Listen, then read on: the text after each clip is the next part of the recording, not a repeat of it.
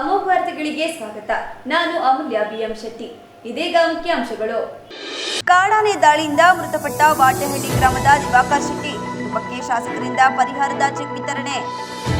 ಹಾಸನ ಜಿಲ್ಲೆಯಲ್ಲಿ ರೈಲ್ವೆ ಇಲಾಖೆಯ ಅಭಿವೃದ್ಧಿಯ ಹೊಸ ಮುನ್ನುಡಿ ಬರೆಯಲು ಉತ್ಸುಕನಾಗಿದ್ದೇನೆ, ಕೇಂದ್ರ ಸಚಿವ ವಿ ಸೋಮಣ್ಣ ಹೇಳಿಕೆ. ಮತ್ತು ತುಂಬಿ ಹರಿಯುತ್ತಿರುವ ಹೇಮಾವತಿ ನದಿಗೆ ಶಾಸಕರಾದ ಸಿಮೆಂಟ್ ಮಂಜುನಾಥ್ ಬಾಗಿನ ಅರ್ಪಿಸಿದರು. ವಾರ್ತೆಗಳ ವಿವರ. ಕಾಡಾನೆ ದಾಳಿಯಿಂದ ಮೃತಪಟ್ಟ ವಾಟೆಹಳ್ಳಿ ಗ್ರಾಮದ ದಿವಾಕರ್ ಶೆಟ್ಟಿ ಕುಟುಂಬಕ್ಕೆ ಸಕಲೇಶಪುರ ಆಲೂರು ವಿಧಾನಸಭಾ ಕ್ಷೇತ್ರದ ಶಾಸಕ ಸಿಮೆಂಟ್ ಮಂಜುನಾಥ್ ಅವರು ಮನೆಗೆ ತೆರಳಿ ಪರಿಹಾರದ ಚೆಕ್ ವಿತರಿಸಿದರು. ಸಕಲೇಶಪುರ ತಾಲೂಕಿನ ವಾಟೆಹೊಳೆ ಗ್ರಾಮದಲ್ಲಿ ಕಾಡಾನೆ ದಾಳಿಯಿಂದ ಚಿಕಿತ್ಸೆ ಫಲಕಾರಿಯಾಗದೆ ಮೃತಪಟ್ಟ ದಿವಾಕರ್ ಶೆಟ್ಟಿ ಕುಟುಂಬಕ್ಕೆ ಶಾಸಕ ಸಿಮೆಂಟ್ ಮಂಜು 15 ಲಕ್ಷ ರುಗಳ ಪರಿಹಾರದ ಚೆಕ್ ವಿತರಿಸಿದರು. ತಾಲೂಕಿನ ವಾಟೆಹಳ್ಳಿ ಗ್ರಾಮದ ದಿವಾಕರ್ 62 ವರ್ಷ ದಿನಾಂಕ 13/6/2024 ಕಾಡಾನೆ ತುಳಿತಕ್ಕೆ ಒಳಗಾಗಿ ತೀವ್ರ ಪೆಟ್ಟು ಬಿದ್ದಿದ್ದರಿಂದ ಹಾಸನದ ಜಿಲ್ಲಾಸ್ಪತ್ರೆಗೆ ದಾಖಲಾಗಿದ್ದರು. ಶಾಸಕ ಸಿಮೆಂಟ್ ಮಂಜು ಸೂಚನೆ ಮೇರೆಗೆ ಹೆಚ್ಚಿನ ಚಿಕಿತ್ಸೆಗಾಗಿ ಬೆಂಗಳೂರಿನ ವಿಕ್ಟೋರಿಯಾ ಆಸ್ಪತ್ರೆಗೆ ದಾಖಲಿಸಿ ಕಳೆದ 1 ತಿಂಗಳಿಂದ ಚಿಕಿತ್ಸೆ ನೀಡಲಾಗುತ್ತಿತ್ತು. ಆದರೆ ಚಿಕಿತ್ಸೆ ಫಲಕಾರಿಯಾಗದೆ ಆಸ್ಪತ್ರೆಯಲ್ಲಿ ಮೃತಪಟ್ಟಿದ್ದು, ಬೆಂಗಳೂರಿನ ವಿಕ್ಟೋರಿಯಾ ಆಸ್ಪತ್ರೆಯಲ್ಲಿ ಚಿಕಿತ್ಸೆ ಪಡೆಯುತ್ತಿದ್ದ ದಿವಾಕರ್ ರವರ ಅಂತಿಮ ದರ್ಶನವನ್ನು ಪಡೆದಿದ್ದ ಶಾಸಕರು ಈ ಸಂದರ್ಭದಲ್ಲಿ ಸರ್ಕಾರದ ಪರಿಹಾರವನ್ನು ತಕ್ಷಣ ಕೊಡಿಸುವ ಭರವಸೆ ನೀಡಿದರು. ಈ ಸಂದರ್ಭದಲ್ಲಿ ಡಿಎಫ್ಒ ಸೌರಭ್ ಕುಮಾರ್, ಬಿಜೆಪಿ ಮುಖಂಡ ಅಮಿತ್ ಶೆಟ್ಟಿ, ಅರಣ್ಯ ಇಲಾಖೆಯ ಅಧಿಕಾರಿಗಳು ಹಾಗೂ ಬೆಳೆಗಾರ ಸಂಘದ ಪದಾಧಿಕಾರಿಗಳು ಹಾಜರಿದ್ದರು. ಜಿಲ್ಲೆಯಲ್ಲಿ ರೈಲ್ವೆ ಇಲಾಖೆಯಲ್ಲಿ ಅಭಿವೃದ್ಧಿಯ ಹೊಸ ಮುನ್ನುಡಿ ಬರೆಯಲು ಉತ್ಸುಕನಾಗಿದ್ದು, ಇದಕ್ಕೆ ಸಂಬಂಧಪಟ್ಟ ಇಲಾಖೆ ಅಧಿಕಾರಿಗಳು ಶ್ರಮವಹಿಸಿ ಕೆಲಸ ಮಾಡಬೇಕು ಎಂದು ಕೇಂದ್ರದ ರೈಲ್ವೆ ಮತ್ತು ಜಲಶಕ್ತಿ ಖಾತೆಯ ರಾಜ್ಯ ಸಚಿವರಾದ ವಿ ಸೋಮಣ್ಣ ತಿಳಿಸಿದರು. ಜಿಲ್ಲಾಧಿಕಾರಿ ಕಚೇರಿ ಸಭಾಂಗಣದಲ್ಲಿ ನಡೆದ ನೈಋತ್ಯ ರೈಲ್ವೆ ಮತ್ತು ನಿರ್ಮಾಣ ಸಂಸ್ಥೆಯ ಹಿರಿಯ ಅಧಿಕಾರಿಗಳ ಜೊತೆ ಹಾಸನ, ಬೇಲೂರು, ಚಿಕ್ಕಮಗಳೂರು ಹೊಸ ರೈಲು ಮಾರ್ಗದ ಪ್ರಗತಿ ಪರಿಶೀಲನಾ ಸಭೆ ನಡೆಸಿದ ಬಳಿಕ ಸುದ್ದಿಗಾರರೊಂದಿಗೆ ಮಾತನಾಡಿದ ಅವರು, ಅತಿ ಹೆಚ್ಚು ಬಡವರೇ ಸಂಚಾರ ಮಾಡುವ ರೈಲ್ವೆ ಅಭಿವೃದ್ಧಿ ಪ್ರಧಾನಿ ನರೇಂದ್ರ ಮೋದಿ ಅವರ ಕನಸಾಗಿದೆ. ಈ ನಿಟ್ಟಿನಲ್ಲಿ ಎಲ್ಲ ರೀತಿಯ ಮೂಲಭೂತ ಸೌಕರ್ಯಗಳನ್ನು ಒಳಗೊಂಡ ಹೊಸ ರೈಲು ನಿಲ್ದಾಣಗಳ ಸ್ಥಾಪನೆ ಹಾಗೂ ರೈಲ್ವೆ ನಿಲ್ದಾಣಗಳನ್ನು ಮೇಲ್ದರ್ಜೆಗೇರಿಸಲು ಪ್ರಧಾನಿ ಅವರು ಮುಂದಿದ್ದಾರೆ. ಹಾಸನ ಜಿಲ್ಲೆಗೂ ಕೂಡ ರೈಲ್ವೆ ಅಭಿವೃದ್ಧಿಗೆ ಸಾಕಷ್ಟು ಅನುದಾನ ಲಭ್ಯವಿದ್ದು, ಅದನ್ನು ಬಳಸಿಕೊಂಡು ಪ್ರಯಾಣಿಕರ ಅನುಕೂಲಕ್ಕೆ ಏನೆಲ್ಲ ಅಗತ್ಯ ಇದೆ ಅವುಗಳನ್ನು ಮಾಡಬೇಕಿದೆ. ಹಾಸನ, ಬೇಲೂರು, ಚಿಕ್ಕಮಗಳೂರು ನಡುವಿನ ರೈಲ್ವೆ ಮಾರ್ಗಕ್ಕೆ ಈಗಾಗಲೇ ಅನುಮೋದನೆ ದೊರೆತಿದ್ದು, ಅಗತ್ಯ ಭೂಸ್ವಾಧೀನ ಪ್ರಕ್ರಿಯೆ ಪ್ರಗತಿಯಲ್ಲಿದೆ ಎಂದರು. ಈಗಾಗಲೇ ಚಿಕ್ಕಮಗಳೂರು ಕಡೆಯಿಂದ ಕಾಮಗಾರಿ ಆರಂಭವಾಗಿದೆ. ಅಂತೆಯೇ ಹಾಸನ ಕಡೆಯಿಂದಲೂ ಭೂಸ್ವಾಧೀನ ಪ್ರಕ್ರಿಯೆಯನ್ನು ಶೀಘ್ರವೇ ಪೂರ್ಣಗೊಳಿಸಿ ಕಾಮಗಾರಿಗೆ ಚಾಲನೆ ನೀಡಲಾಗುವುದು. ಅದೇ ರೀತಿ ಹಾಸನದ ಕೆಎಸ್ಆರ್ಟಿಸಿ ಹೊಸ ಬಸ್ ನಿಲ್ದಾಣ ಎದುರಿನ ಮತ್ತೊಂದು ಮಾರ್ಗದ ಮೇಲ್ಸೇತುವೆ ಕಾಮಗಾರಿಯನ್ನು ರಾಜ್ಯ ಸರ್ಕಾರದ ಅನುದಾನಕ್ಕೆ ಕಾಯ್ದೆ ಶೀಘ್ರವೇ ಪೂರ್ಣಗೊಳಿಸಲಾಗುವುದು. ಹಾಸನ ಮತ್ತು ಅರಸೀಕೆರೆ ರೈಲ್ವೆ ನಿಲ್ದಾಣಗಳನ್ನು ಮೇಲ್ದರ್ಜೆಗೇರಿಸುವ ಕಾಮಗಾರಿ ಈಗಾಗಲೇ ಆರಂಭವಾಗಿದ್ದು, ಆ ಕಾಮಗಾರಿಯನ್ನು ಶೀಘ್ರವೇ ಮುಗಿಸಲಾಗುವುದು. ಹಾಗೆಯೇ ಅಮೃತ್ ಯೋಜನೆಯಡಿ ಕುಡಿಯುವ ನೀರಿನ ಸಮಸ್ಯೆ ಬಗ್ಗೆ ಹರಿಸಲು ಕ್ರಮ ಕೈಗೊಳ್ಳಲಾಗುವುದು ಎಂದು ಹೇಳಿದರು. ಆರೋಗ್ಯವನ್ನು ಲೆಕ್ಕಿಸದೆ ಬಂದು ನನ್ನ ಜೊತೆ ಸುಮಾರು 2 ಗಂಟೆಗೆ ಮೇಲ್ಪಟ್ಟು ಚರ್ಚೆ ಮಾಡಿದ್ದಾರೆ. 498 ಎಕರೆ ಜಾಗವನ್ನು ಚಿಕ್ಕಮಗಳೂರು, ಬೇಲೂರಿಗೆ ಈಗಾಗಲೇ ಮುಗಿದಿದೆ. ಬೇಲೂರಿನಿಂದ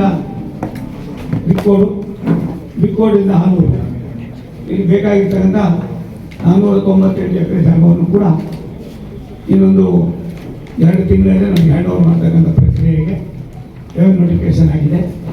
ಇದು 1996ರಲ್ಲಿ ಆದಂಥ ಯೋಜನೆ, ಸುಮಾರು 30 ವರ್ಷ ಅಂತ ಬರ್ತಾ ಇದೆ. ನಾನು ಈ ರಾಷ್ಟ್ರದ ರೈಲ್ವೆ ಮತ್ತು ಜಲಶಕ್ತಿ ಮಂತ್ರಿ ಆದಾಗ ಪ್ರಧಾನಿಗಳ ಒಂದು ಸೂಚನೆ, ನಮ್ಮ ರೈಲ್ವೆ ಮಂತ್ರಿಗಳ ಸೂಚನೆ, ಯಾವ್ಯಾವುದು ಕರ್ನಾಟಕ ರಾಜ್ಯದಲ್ಲಿ ಈ ರೀತಿಯಾದ ಯೋಜನೆಗಳು ಹಿಂದೆ ಅನೌನ್ಸ್ ಮಾಡಿದ್ದಾರೆ, ಅದನ್ನು ಪೂರ್ತಿ ಮಾಡೋದಕ್ಕೆ ಕ್ರಮ ವಹಿಸಿ ಅಂತ ಹೇಳಿದ್ರು. 11,000 ಕೋಟಿಗೂ ಮೇಲ್ಪಟ್ಟು ಈಗ ಕೆಲವರು 9-10 ಯೋಜನೆಗಳಿವೆ.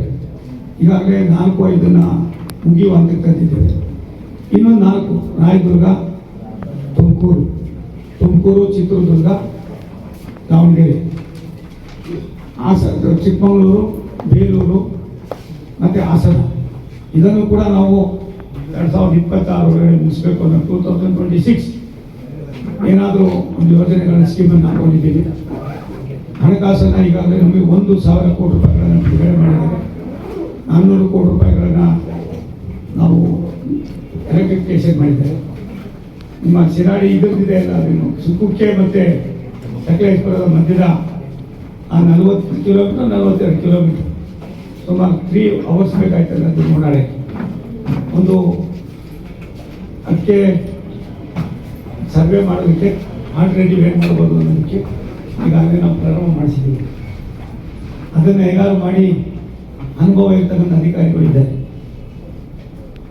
ಆ ಎಕ್ಸ್ಪೀರಿಯನ್ಸನ್ನು ಉಪಯೋಗಿಸ್ಕೊಂಡು ಅದನ್ನು ನಾವು ಏನಾದ್ರು ಮಾಡಿ ಅದಕ್ಕೆ ಒಂದು ರೂಪ ಕೊಡಬೇಕಾಗ್ತದೆ. ಇಡೀ ಕರ್ನಾಟಕದಲ್ಲಿ ಒಂದೇ ಹಾರ್ಬರ್ ಇರೋದು ಬೆಂಗಳೂರು ಹಾರ್ಬರ್. ನಮ್ಮಲ್ಲಿ Konkan railway 740 kilometre, south western ಮತ್ತು ಸೌತ್ ಈಸ್ಟರ್ನ್. ಮಂಗಳೂರು ಇವತ್ತು ಕೂಡ ಒಬ್ಬ DRM ಇಲ್ಲ. ಅದಕ್ಕೋಸ್ಕರವಾಗಿ ನಿನ್ನೆ ನಮ್ಮ 3 ಜನ GMಗಳು ಬರ್ತಾರೆ. ಒಬ್ಬ GM ಅಂದರೆ ಜನರಲ್ ಮ್ಯಾನೇಜರ್ ಅಂದರೆ ಒಂದು ರಾಜ್ಯದ ಒಬ್ಬ ಮುಖ್ಯಮಂತ್ರಿಗೆ ಎಷ್ಟು ಇದಿರ್ತದೋ ಆ ರೀತಿಯಾದ ಒಂದು ಅಧಿಕಾರವನ್ನು ರೈಲ್ವೆ. ಈ ಸಂದರ್ಭದಲ್ಲಿ ಸಂಸದ ಶ್ರೇಯಸ್ ಪಟೇಲ್, ಜಿಲ್ಲಾಧಿಕಾರಿ ಸಿ ಸತ್ಯಭಾಮ, ಶಾಸಕ HK ಸುರೇಶ್, ಅಪರ ಜಿಲ್ಲಾಧಿಕಾರಿ KT ಶಾಂತಲಾ ಸೇರಿದಂತೆ ರೈಲ್ವೆ ಇಲಾಖೆ ಅಧಿಕಾರಿಗಳು ಉಪಸ್ಥಿತರಿದ್ದರು. ತುಂಬಿ ಹರಿಯುತ್ತಿರುವ ಹೇಮಾವತಿ ನದಿಗೆ ಶ್ರೀ ಹೊಳಲೇಶ್ವರ ದೇವಸ್ಥಾನದ ಮುಂಭಾಗ ಶಾಸಕ ಸಿಮೆಂಟ್ ಮಂಜುನಾಥ್ ಬಾಗಿನ ಅರ್ಪಿಸಿದರು. ತಾಲೂಕು ಆಡಳಿತದ ವತಿಯಿಂದ ಇಂದು ತುಂಬಿ ಹರಿಯುತ್ತಿರುವ ಹೇಮಾವತಿ ನದಿಗೆ ಶ್ರೀ ಹೊಳಲೇಶ್ವರ ದೇವಸ್ಥಾನದ ಮುಂಭಾಗ ಶಾಸಕ ಸಿಮೆಂಟ್ ಮಂಜುನಾಥ್ ಅವರು ತಮ್ಮ ದಂಪತಿಯೊಂದಿಗೆ ಬಾಗಿನ ಅರ್ಪಿಸಿದರು. ಈ ಸಂದರ್ಭದಲ್ಲಿ ಮಾತನಾಡಿದ ಅವರು, ಕಳೆದ ವರ್ಷ ಸರಿಯಾಗಿ ಮಳೆಯಾಗದ ಕಾರಣ ರಾಜ್ಯದ 193 ತಾಲೂಕುಗಳಲ್ಲಿ ಬರಗಾಲದ ಛಾಯೆ ಆವರಿಸಿತ್ತು. ಆದರೆ ಈ ಬಾರಿ ಉತ್ತಮವಾದ ಮಳೆಯಾಗುತ್ತಿದ್ದು ನಾಡಿನ ರೈತರ ಮೊಗದಲ್ಲಿ ಸಂತಸ ಮೂಡಿದೆ. ನಾವು ದೇವರಲ್ಲಿ ಪ್ರಾರ್ಥನೆ ಮಾಡುವುದು ಒಂದೇ, ನಮ್ಮ ಮಲೆನಾಡು ಭಾಗದಲ್ಲಿ ಉತ್ತಮವಾದ ಮಳೆಯಾಗಬೇಕು, ಹೇಮಾವತಿ ಮೈದುಂಬಿ ಹರಿಯಬೇಕು. ಇದರಿಂದ ಹಳೆ ಮೈಸೂರು ಭಾಗದ ರೈತರಿಗೆ ಕುಡಿಯುವ ನೀರು ಮತ್ತು ಒಳ್ಳೆ ರೀತಿಯ ಬೆಳೆ ಬೆಳೆಯಲು ಸಾಧ್ಯವಾಗುತ್ತದೆ. ಈ ಭಾಗದಲ್ಲಿ ಮಳೆಗಾಲದ ಸಂದರ್ಭದಲ್ಲಿ ಅನೇಕ ನದಿಗಳು ತುಂಬಿ ಹರಿಯುತ್ತವೆ. ಈ ಭಾಗದಿಂದ ಹರಿಯುವ ನೀರು ಮುಂದಿನ ಜಿಲ್ಲೆ ಹಾಗೂ ತಾಲೂಕುಗಳಿಗೆ ಅನುಕೂಲವಾಗುತ್ತದೆ ಎಂದರು. ಕಳೆದ ಬಾರಿ ಮಳೆ ಒಳ್ಳೆ ರೀತಿಯಲ್ಲಿ ಆಗದಲ್ಲ ಇಡೀ ಕರ್ನಾಟಕ ರಾಜ್ಯದಲ್ಲಿ 193 ತಾಲೂಕುಗಳಲ್ಲಿ ಬರ ಆಗಿದ್ದು ತಮ್ಮೆಲ್ಲರೂ ಕೂಡ ಗೊತ್ತಿದೆ. ನಾವು ದೇವರಲ್ಲಿ ದಿನನಿತ್ಯ ಪ್ರಾರ್ಥನೆ ಮಾಡೋದೊಂದೇ. ಯಾಕೆಂದ್ರೆ ನಮ್ಮ ಭಾಗದಲ್ಲಿ ಮಳೆ ಆದ್ರೆ ಇಡೀ ಕರ್ನಾಟಕದ ಹಳೆ ಮೈಸೂರು ಭಾಗ ಏನಿದೆ ಅವರೆಲ್ಲರೂ ಕೂಡ ಉತ್ತಮವಾದ ಬೆಳೆ ಬೆಳೆದು ಸಮೃದ್ಧವಾದ ಜೀವನವನ್ನು ನಡೆಸಬಹುದು. ನಮ್ಮ ಭಾಗದಲ್ಲಿ ಮಳೆ ಆಗಲಿಲ್ಲ ಅಂತಂದ್ರೆ ಅವ್ರಿಗೆ ಯಾರಿಗೂ ಕೂಡ ಕುಡಿಯಕ್ಕೆ ನೀರು ಇಲ್ಲ, ಮತ್ತೆ ಬೆಳೆ ಬೆಳೆಯಲಿಕ್ಕೂ ಕೂಡ ಕಷ್ಟ. ಹಾಗಾಗಿ ನಾವು ಈ ರಾಜ್ಯದ ಆರಾಧ್ಯ ದೈವ ಚಾಮುಂಡೇಶ್ವರಿಯಲ್ಲಿ ಪ್ರಾರ್ಥನೆ ಮಾಡೋದೇನು ಅಂತ ಹೇಳಿದ್ರೆ, ನಾವು ಕರ್ನಾಟಕ ರಾಜ್ಯಕ್ಕೆ ಉತ್ತಮ ಮಳೆ ಆಗಲಿ, ಬೆಳೆ ಆಗಬೇಕು, ರೈತರೆಲ್ಲ ಸುಖ ಶಾಂತಿ ನೆಮ್ಮದಿಯಿಂದ ಇರಬೇಕು ಅಂತ ನಮ್ಮೆಲ್ಲರ ಇಚ್ಛೆ. ಬಟ್ ನಮ್ದು ಏನು ಸಕಲೇಶ್ಪುರದ ವಿಶೇಷತೆ ಏನು ಅಂದ್ರೆ ಹಲವಾರು ನದಿಗಳಲ್ಲಿ ಹುಡ್ತವೆ, ಆದ್ರೆ ಆ ನದಿಗಳ ಅನುಕೂಲ ನಮ್ಗೆ ಯಾರಿಗೂ ಕೂಡ ಸಿಗಲ್ಲ. ಹೇಮಾವತಿ ತಾಯಿ ನಗರಕ್ಕೆ ಕುಡಿಯೋಕೆ ನೀರಿಗೆ ಬಂದು ಬಿಟ್ರೆ ನಮ್ಗೆ ಬೇರೆ ಎಲ್ಲವೂ ಕೂಡ ಮುಂದಿನ ತಾಲೂಕುಗಳಿಗೆ ಮುಂದಿನ ಜಿಲ್ಲೆಗಳಿಗೆ ಅನುಕೂಲ ಆಗುತ್ತೆ. ಆದ್ರೂ ಸಂತೋಷ, ಅವ್ರಿಗೆಲ್ಲರೂ ಕೂಡ ಒಳ್ಳೇದಾಗ್ಬೇಕು ಅಂತ ನಮ್ಮೆಲ್ಲರ ಭಾವನೆ ಇದೆ. ನಮ್ಮ ಇಡೀ ಎಲ್ಲ ನಮ್ಮ ಕ್ಷೇತ್ರದ ವಿಧಾನಸಭಾ ಕ್ಷೇತ್ರದ ಪ್ರತಿಯೊಬ್ಬರ ಜನತೆ ಆಸೆ ಏನಂದ್ರೆ ಒಳ್ಳೆ ಮಳೆ ಆಗ್ಬೇಕು, ಹೇಮಾವತಿ ಮೈದುಂಬಿ ಹರಿಬೇಕು, ಎಲ್ಲರಿಗೂ ಕೂಡ ಒಳ್ಳೇದಾಗ್ಬೇಕು ಅಂತಕ್ಕಂಥ ನಮ್ಮೆಲ್ಲರ ಇಚ್ಛೆ. ಈ ಸಂದರ್ಭದಲ್ಲಿ ತಹಸೀಲ್ದಾರ್ ಮೇಘನಾ, ತಾಲೂಕು ಪಂಚಾಯಿತಿ ಕಾರ್ಯನಿರ್ವಹಣಾ ಅಧಿಕಾರಿ ರಾಮಕೃಷ್ಣ, ದೇವಸ್ಥಾನ ಸಮಿತಿ ಅಧ್ಯಕ್ಷ ದುಲ್ರಾಜ್ ಜೈನ್, ಲಯನ್ ಸಂಸ್ಥೆ ಮಾಜಿ ಅಧ್ಯಕ್ಷೆ ಬಬಿತಾ ವಿಶ್ವನಾಥ್, ಚೈತನ್ಯ, ಅಗ್ನಿಶಾಮಕ ದಳದ ಸಿಬ್ಬಂದಿಗಳು, ಪೊಲೀಸ್ ಇಲಾಖೆಯ ಅಧಿಕಾರಿಗಳು ಹಾಜರಿದ್ದರು. ಪ್ರಸಕ್ತ ದಿನಮಾನದಲ್ಲಿ ದೇಶದ ಒಳಗೆ ವಿಧ್ವಂಸಕ ಕೃತ್ಯಗಳು ನಡೆಯುತ್ತಿರುವುದು ನಿಜಕ್ಕೂ ಶೋಚನೀಯ. ಈ ಹಿನ್ನೆಲೆಯಲ್ಲಿ ಶಿಕ್ಷಣದ ಜೊತೆಗೆ ಸಂಸ್ಕಾರ, ವಿದ್ಯೆ ಜೊತೆಗೆ ವಿನಯ ಕಲಿಸುವ ಪರಿಪಾಠಕ್ಕೆ ಸಂಬಂಧಿಸಿದವರು ಮುಂದಾಗಬೇಕಿದೆ ಎಂದು ಪುಷ್ಪಗಿರಿ ಮಹಾಸಂಸ್ಥಾನ ಶ್ರೀಮಠದ ಪರಮ ಪೂಜ್ಯ ಜಗದ್ಗುರು ಶ್ರೀ ಶ್ರೀ ಸೋಮಶೇಖರ ಶಿವಾಚಾರ್ಯ ಮಹಾಸ್ವಾಮೀಜಿಗಳು ಹೇಳಿದರು. ಬೇಲೂರು ಪಟ್ಟಣದ ಹೃದಯ ಭಾಗದ ಶ್ರೀ ವೀರಶೈವ ಕಲ್ಯಾಣ ಮಂಟಪದಲ್ಲಿ ಪುಷ್ಪಗಿರಿ ಮಹಾಸಂಸ್ಥಾನ ಮಠದ ಪರಮ ಪೂಜ್ಯ ಜಗದ್ಗುರುಗಳಿಗೆ ಹಮ್ಮಿಕೊಂಡ ಗುರುಪೂರ್ಣಿಮಾ ಅಂಗವಾಗಿ ಗುರುವಂದನಾ ಕಾರ್ಯಕ್ರಮದಲ್ಲಿ ಮಾತನಾಡಿದ ಅವರು, ದಿನ ಕಳೆದಂತೆ ದೇಶದ ಹೈಟೆಕ್ ಶಾಲೆಗಳು ಸ್ಥಾಪನೆಯಾಗುತ್ತಿದೆ. ಆದರೆ ಅಂಕಕ್ಕೆ ಮಾತ್ರ ಸೀಮಿತವಾಗದೆ ಈ ಹಿನ್ನೆಲೆಯಲ್ಲಿ ನಮ್ಮ ಪೂರ್ವಿಕರು ಆರಂಭಿಸಿದ ಗುರುಕುಲ ಮಾದರಿ ಶಿಕ್ಷಣವನ್ನು ರೂಢಿಸಿದರೆ ಮಾತ್ರ ದೇಶದಲ್ಲಿ ಸಮೃದ್ಧಿ ಕಾಣಬಹುದು. ಸರ್ಕಾರಗಳು ಜಾತಿ ಧರ್ಮ ಹೆಸರಿನಲ್ಲಿ ಯೋಜನೆಗಳನ್ನು ರೂಪಿಸುತ್ತಾ ಜಾತಿಗಳ ಬಲಿಷ್ಠಕ್ಕೆ ಪರೋಕ್ಷವಾಗಿ ಕುಮ್ಮಕ್ಕು ನೀಡುತ್ತಿದೆ. ಭಾರತ ಸರ್ಕಾರ ಕೇಂದ್ರ ರೈಲ್ವೆ ಮತ್ತು ಜಲಶಕ್ತಿ ರಾಜ್ಯ ಸಚಿವರಾದ ವಿ ಸೋಮಣ್ಣ ಮಾತನಾಡಿ, ಈ ಭಾಗದಲ್ಲಿ ಆಮೆಗತಿಯಲ್ಲಿ ಸಾಗುತ್ತಿರುವ 45 ಕಿಲೋಮೀಟರ್ ದೂರದ ಚಿಕ್ಕಮಗಳೂರು ಬೇಲೂರು ಹಾಸನ ಮಾರ್ಗದ ರೈಲ್ವೆ ಯೋಜನೆಗಳ ಭೂಸ್ವಾಧೀನ ಪ್ರಕ್ರಿಯೆ ಮುಗಿದಿದ್ದು ಶೀಘ್ರದಲ್ಲೇ ಕಾಮಗಾರಿಗೆ ಚಾಲನೆ ನೀಡಲಾಗುವುದು ಎಂದ ಅವರು, ಕೊಂಕಣ ರೈಲು ಮಂಗಳೂರು ಹಾರ್ಬರ್ ಆಗಬೇಕು.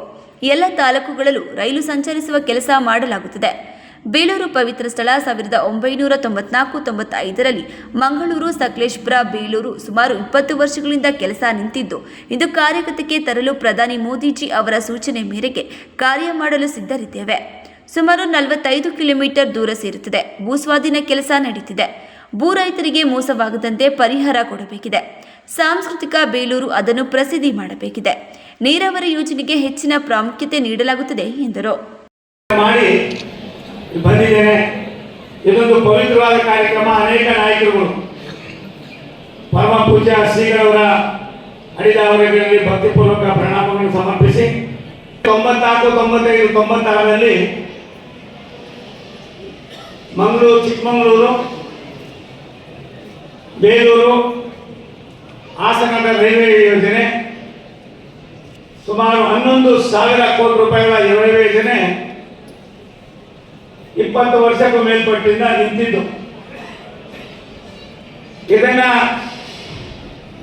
ನನ್ನನ್ನ ಮಂತ್ರಿಯಾಗಿ ಮಾಡಿ ರಾಷ್ಟ್ರದ ಪ್ರಧಾನಿಗಳು ಮತ್ತೆ ನಮ್ಮ ಇಲಾಖೆಯ ಕ್ಯಾಬಿನೆಟ್ ಸಚಿವರಾದ ಅಶ್ವಿನಿ ವೈಷ್ಣವ್ ಅವರು ಈ 11,000 ಲೈನ್ಗಳು ಎಲ್ಲೆಲ್ಲಿದೆ, ಯಾವ ಹಂತದಲ್ಲಿದೆ ಎಲ್ಲವನ್ನು ಕೂಡ 3 ವರ್ಷದಲ್ಲಿ ಮುಗಿಸ್ಬೇಕು ಅನ್ನುವ ಸೂಚನೆಯನ್ನು ಕೊಟ್ಟ ಮೇಲೆ ಸುಮಾರು ಇದು 4ನೇ ಸ್ಥಳಕ್ಕೆ ನಾನು ಬರ್ತಾ ಇದ್ದೀನಿ. ಒಟ್ಟು 9 ಕಡೆ ಯೋಜನೆಗಳಿದ್ವಿ. 9ರಲ್ಲಿ 4ನ್ನು ಮುಗಿಸುವ ಜೊತೆಯಲ್ಲಿ ರಾಯದುರ್ಗ, ಆಂಧ್ರದ ರಾಯದುರ್ಗದಿಂದ ತುಮಕೂರಿಗೆ 290 ಕಿಲೋಮೀಟರ್, ತುಮಕೂರಿಂದ ಚಿತ್ರದುರ್ಗ, ಚಿತ್ರದುರ್ಗದಿಂದ ದಾವಣಗೆರೆಗೆ 190 ಕಿಲೋಮೀಟರ್. ಅದಲ್ಲದೆ ಇವತ್ತು ನಾವೇನು ಈ ಯೋಜನೆಯನ್ನ ಸುಮಾರು 42-45 ಕಿಲೋಮೀಟರ್ ಆಗ್ತದೆ. ಇದನ್ನು ಕೂಡ ಕೈಗೆತ್ತಿಕೊಂಡಿದ್ದೇವೆ. ನಿಮಗೆ ವಿನಂತಿ ಮಾಡ್ತೀನಿ, ಜಿಲ್ಲಾಧಿಕಾರಿಗಳು, ಚಿಕ್ಕಮಗಳೂರಿನ ಜಿಲ್ಲಾಧಿಕಾರಿಗಳು, ಮಂಗಳೂರಿನ ಜಿಲ್ಲಾಧಿಕಾರಿಗಳು, ತುಮಕೂರಿನ ಜಿಲ್ಲಾಧಿಕಾರಿಗಳು, ಚಿತ್ರದುರ್ಗ ಮತ್ತೆ ದಾವಣಗೆರೆ ಜಿಲ್ಲಾಧಿಕಾರಿಗಳು ಕೇವಲ 1 ತಿಂಗಳು 4 ದಿವಸದಲ್ಲಿ ದೇವರೇಗೌಡ್ರೆ 20 ವರ್ಷದ ಸಾಧನೆಯನ್ನ ಮಾಡಿ 740 ಎಕರೆ ಜಾಗವನ್ನ ರೈತರಿಗೆ ಕೊಡಬೇಕಾದ ಹಣವನ್ನು ಕೊಟ್ಟು ರೈಲ್ವೆ ಇಲಾಖೆ. ಈ ಸಂದರ್ಭದಲ್ಲಿ ಮಾತನಾಡಿದ ಶ್ರೇಯಸ್ ಎಂ ಪಟೇಲ್, ಲೋಕಸಭಾ ಸದಸ್ಯರು ಹಾಸನ ಪುಷ್ಪಗಿರಿ ಮಠಕ್ಕೆ ಕಿರಿಯ ವಯಸ್ಸಿನಲ್ಲಿ ಅಧಿಕಾರ ವಹಿಸಿಕೊಂಡ ಪೂಜ್ಯರು ಆಗಮ್ಯ ಸಾಧನೆ ಮಾಡಿದ್ದಾರೆ. ವಿಶೇಷವಾಗಿ ಗ್ರಾನೆಟ್ ರಾಜಶೇಖರ್ ಅವರು ಪುಷ್ಪಗಿರಿ ಮಠದ ಕಾರ್ಯದರ್ಶಿಯಾಗಿ ಉತ್ತಮ ಸಂಘಟನೆ ಮಾಡಿದ್ದಾರೆ ಎಂಬುದಕ್ಕೆ ಇದೇ ಕಾರ್ಯಕ್ರಮ ಸಾಕ್ಷಿಯಾಗಿದೆ. ಈಶ್ವರ್ ಖಂಡ್ರೆ ಸೇರಿದಂತೆ 10 ಮಂತ್ರಿಗಳಲ್ಲಿ ಉತ್ತಮ ಬಾಂಧವ್ಯ ಹೊಂದಿದ್ದಾರೆ. ನಮ್ಮ ತಾತ ಪುಟ್ಟಸ್ವಾಮಿ ಗೌಡರು ವೀರಶೈವ ಲಿಂಗಾಯತ ಸಮಾಜದೊಂದಿಗೆ ಉತ್ತಮ ಬಾಂಧವ್ಯ ಹೊಂದಿದ ಬಗ್ಗೆ ತಿಳಿಸಿದರು. ಧನ್ಯವಾದಗಳನ್ನು ಕೊಡ್ತಾ ಇನ್ನು ಸ್ವಾಮಿಗಳ ಬಗ್ಗೆ ನಾವು ಮಾತಾಡಲೇಬೇಕಾಗ್ತದೆ. ಅತ್ಯಂತ ಸರಳವಾದಂತಹ ಸ್ವಾಮಿಗಳು ಅಂತ ಹೇಳಿದ್ರೆ ಅದಕ್ಕೆ ನಮ್ಮ ಹೆಮ್ಮೆ ನಮ್ಮ ಹಳೆಬೀಡು ಸಂಸ್ಥಾನ ಮಠದ ಸ್ವಾಮಿಗಳಿಗೆ ಸಲ್ಲಿಸ್ತದೆ. ಯಾಕಂತ ಹೇಳಿದ್ರೆ ಬಡವರಿಗೆ, ದೀನದಲಿತರಿಗೆ, ಹಿಂದುಳಿದು ವರ್ಗದವರಿಗೆ ಎಲ್ಲರಿಗೂ ಜಾತ್ಯತೀತವಾಗಿ ಒಂದು ಒಳಿತನ್ನ ಬಯಸುವಂತ ಅಂತ ಹೇಳಿದ್ರೆ ಈ ಆ ಒಂದು ಕೃತಜ್ಞತೆಗಳನ್ನ ಖಂಡಿತವಾಗಿ ನಾವು ನಮ್ಮ ಗುರುಗಳಿಗೆ ಅರ್ಪಣೆ ಆಗ್ತೇವೆ. ಜೊತೆಗೆ ಗುರುಗಳ ಒಂದು ಮಾರ್ಗದರ್ಶನದಲ್ಲೇ ಈ ಏನು ಬೇಲೂರು ವಿಧಾನಸಭಾ ಕ್ಷೇತ್ರದಲ್ಲಿ ನಾನು ಸಂಸದನಾಗಿ ನಿಮ್ಮೆಲ್ಲರ ಒಂದು ಸಲಹೆ ಸಹಕಾರದಿಂದ ನಾನು ಆಯ್ಕೆ ಮಾಡಿದರೆ ಸ್ವಾಮಿಗಳ ಒಂದು ಮಾರ್ಗದರ್ಶನದಲ್ಲಿ ನಡ್ಕೊಂಡು ಹೋಗ್ತೀನಿ ಅಂತ ಪ್ರಾಮಾಣಿಕವಾಗಿ ನಡ್ಕೊಂಡು ಹೋಗ್ತೀನಿ ಅಂತ ಹೇಳ್ತಾ, ಜೊತೆಗೆ ನಮಗೂ ಸಹ ನಮ್ಮ ಕುಟುಂಬಕ್ಕೂ ವೀರಶೈವ ಸಮಾಜಕ್ಕೂ ಒಂದು ಅನುಭವ ಸಂಬಂಧ. ಯಾಕಂತ ಹೇಳಿದ್ರೆ ನಮ್ಮ ತಾತ ಪುಟ್ಟಸ್ವಾಮಿಗಳು ಯಾವಾಗಲೂ ಒಂದು ವೀರಶೈವ ಸಮಾಜದ ಏಳಿಗೆಗೆ ಯಾವಾಗಲೂ ಸಂಸದರಾದಾಗ, ಸಚಿವರಾದಾಗ ಏಳಿಗೆ ಬಯಸಿದ್ರು.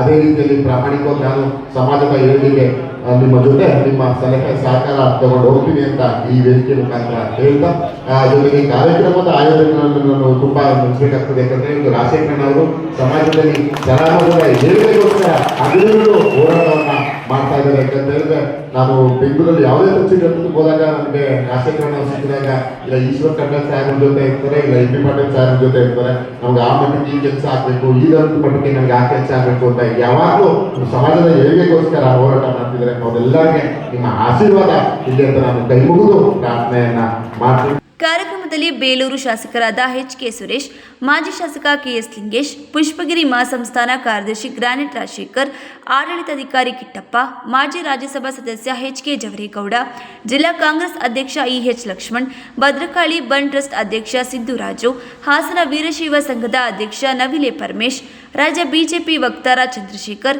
ತಾಲೂಕು ಶರಣ ಸಾಹಿತ್ಯ ಪರಿಷತ್ತು ಅಧ್ಯಕ್ಷ ಹೆಬ್ಬಾಳು ಹಾಲಪ್ಪ, ಪುಷ್ಪಗಿರಿ ಗ್ರಾಮಾಭಿವೃದ್ಧಿ ಯೋಜನಾಧಿಕಾರಿ ವಿನುತಾ ವಿಜಯ್, ಕಾಂಗ್ರೆಸ್ ಮುಖಂಡ ವೈಎನ್ ಕೃಷ್ಣೇಗೌಡ, ಬಿಕೆ ಚಂದ್ರಕಲಾ, ಮೂಡನಹಳ್ಳಿ ರೇವಣ್ಣಯ್ಯ ಹಾಜರಿದ್ದರು. ಅಂಬೇಡ್ಕರ್ ಭವನದಲ್ಲಿ ಆಗಸ್ಟ್ 3 ಮತ್ತು 4ರಂದು ಪ್ರಥಮ ಬಾರಿಗೆ ಜಿಲ್ಲೆಯಲ್ಲಿ ಸೀನಿಯರ್ ಪುರುಷರ ಮತ್ತು ಮಹಿಳೆಯರ ರಾಜ್ಯ ಮಟ್ಟದ ಪವರ್ ಲಿಫ್ಟಿಂಗ್ ಚಾಂಪಿಯನ್ಶಿಪ್ ಹಮ್ಮಿಕೊಂಡಿರುವುದಾಗಿ ಅಂತಾರಾಷ್ಟ್ರೀಯ ಕ್ರೀಡಾಪಟು ಹಾಗೂ ಶಿಕ್ಷಕ ಹನುಮಂತೇಗೌಡ ತಿಳಿಸಿದರು. ಪತ್ರಿಕಾಗೋಷ್ಠಿಯಲ್ಲಿ ಮಾತನಾಡಿದ ಅವರು, ಕರ್ನಾಟಕ ಪವರ್ ಲಿಫ್ಟಿಂಗ್ ಅಸೋಸಿಯೇಷನ್, ಜಿಲ್ಲಾ ಪವರ್ ಲಿಫ್ಟಿಂಗ್ ಅಸೋಸಿಯೇಷನ್ ಇವರ ಸಂಯುಕ್ತಾಶ್ರಯದಲ್ಲಿ ಮೊದಲ ಬಾರಿಗೆ ಹಾಸನ ಜಿಲ್ಲೆಯಲ್ಲಿ ಸೀನಿಯರ್ ಪುರುಷ ಮತ್ತು ಮಹಿಳೆಯರ ರಾಜ್ಯ ಮಟ್ಟದ ಪವರ್ ಲಿಫ್ಟಿಂಗ್ ಚಾಂಪಿಯನ್ಶಿಪ್ 2024-25 ನಡೆಯಲಿದೆ. 8 ಭಾಗದಲ್ಲಿ ತೂಕದ ಮೂಲಕ ಸ್ಪರ್ಧೆ ಆಯೋಜಿಸಲಾಗಿದೆ. ಈ ವೇಳೆ ರಾಷ್ಟ್ರಮಟ್ಟಕ್ಕೆ ರಾಜ್ಯ ತಂಡದ ಆಯ್ಕೆ ಪ್ರಕ್ರಿಯೆ ಮಾಡಲಾಗುವುದು. ರಾಜ್ಯದ ಸ್ಟ್ರಾಂಗ್ ಮೆನ್ ಮತ್ತು ವುಮೆನ್ ಹಾಗೂ ಆಕರ್ಷಕ ಟ್ರೋಫಿ ಪದಕಗಳ ವಿತರಣೆ ಮಾಡಲಾಗುವುದು ಎಂದರು. ಆಗಸ್ಟ್ 3 ಮತ್ತು 4ರಂದು 2 ದಿನಗಳ ಕಾಲ ನಡೆಯುವ ಸ್ಪರ್ಧೆಗೆ ರಾಜ್ಯದ ಮೂಲೆ ಮೂಲೆಯಿಂದ ಸುಮಾರು 300 ಕ್ರೀಡಾ ಸ್ಪರ್ಧಿಗಳು ಭಾಗವಹಿಸುವ ನಿರೀಕ್ಷೆ ಇದೆ. ತೀರ್ಪುಗಾರರಾಗಿ ರಾಷ್ಟ್ರ ಮತ್ತು ರಾಜ್ಯ ಮಟ್ಟದಿಂದ 15 ಜನರು ಬರಲಿದ್ದಾರೆ. ಮುಖ್ಯವಾಗಿ ಮಂಗಳೂರಿನ ಪವರ್ ಲಿಫ್ಟಿಂಗ್ ಇಂಡಿಯಾ ಅಧ್ಯಕ್ಷರಾದ ಸತೀಶ್ ಕುಮಾರ್ ಕುದ್ರೋಳಿ ಪಾಲ್ಗೊಳ್ಳುವರು ಎಂದು ಹೇಳಿದರು. ರಾಷ್ಟ್ರ ಮಟ್ಟದಿರ್ಬೋದು, ರಾಜ್ಯ ಮಟ್ಟದಿರ್ಬೋದು ಕ್ರೀಡೆಗಳು ಮಂಗಳೂರು ಹಾಗೆ ದಾವಣಗೆರೆ, ಶಿವಮೊಗ್ಗ ಈ ಕಡೆ ಹೆಚ್ಚು ನಡೀತಾ ಇತ್ತು. ಯಾಕೆ ನಮ್ಮ ಕಡೆ ನಡೀತಾ ಇರಲಿಲ್ಲ ಅಂದ್ರೆ ಇಲ್ಲಿ ಹೆಚ್ಚು ಕ್ರೀಡಾಪಟುಗಳು ಇರಲಿಲ್ಲ. ನಾನು ಒಂದು ಅವರ ಸಂಪರ್ಕವನ್ನ ಮಾಡಿ ಸತೀಶ್ ಕುಮಾರ್ ಕುದ್ರೋಳಿ ಅಂತೇಳಿ ರಾಜ್ಯ ಕರ್ನಾಟಕ ಪವರ್ ಲಿಫ್ಟಿಂಗ್ ಅಸೋಸಿಯೇಷನ್ ನ ಅಧ್ಯಕ್ಷರು, ಕಾರ್ಯದರ್ಶಿಗಳು ಆಗಿದ್ದಾರೆ. ಈಗ ಅವರು ನಮ್ಮ ಭಾರತ ಇಂಡಿಯಾದ ಪವರ್ ಲಿಫ್ಟಿಂಗ್ ನ ಅಧ್ಯಕ್ಷರಾಗಿದ್ದಾರೆ. ಅವರು ಕೂಡ ಈ ಒಂದು ನಾವು ಸ್ಪರ್ಧೆ ಸೀನಿಯರ್ ಪವರ್ ಲಿಫ್ಟಿಂಗ್ ನ ಮಹಿಳಾ ಮತ್ತು ಪುರುಷರ ಪವರ್ ಲಿಫ್ಟಿಂಗ್ಗೆ ಅವರು ಕೂಡ ಬರ್ತಾ ಇದ್ದಾರೆ. ಮತ್ತೆ ಈ ಕ್ರೀಡೆಗೆ ಅನೇಕ ಅಂತಾರಾಷ್ಟ್ರೀಯ ಕ್ರೀಡಾಪಟುಗಳು ಕೂಡ ಬರ್ತಾ ಇದ್ದಾರೆ. ಪ್ರದೀಪ್ ಕುಮಾರ್ ಆಚಾರ್ಯ ಅಂತ ಇರ್ಬೋದು, ಮತ್ತೆ ಗಾಣಿಗ ಅಂತ ಇರ್ಬೋದು ಮಂಗಳೂರು, ಅವರೆಲ್ಲರೂ ಕೂಡ ಇಲ್ಲಿ ಸ್ಪರ್ಧೆಯನ್ನ ಮಾಡ್ತಾ ಇದ್ದಾರೆ ಬಂದು.